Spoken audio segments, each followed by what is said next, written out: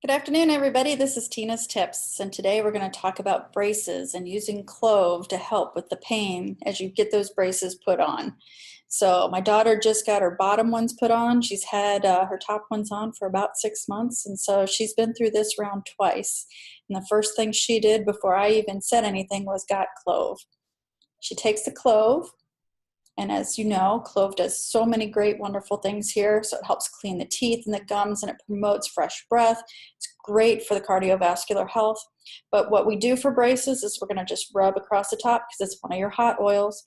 You can take your fractionated coconut oil and dilute it even more, but just rub around the ring and go on the gums and help with the pain for those braces. You can do this as many times as you want. It is very spicy and hot. So again, 1-to-1 with fractionated coconut oil, or just the tiniest bit by taking around the ring and going around the gums.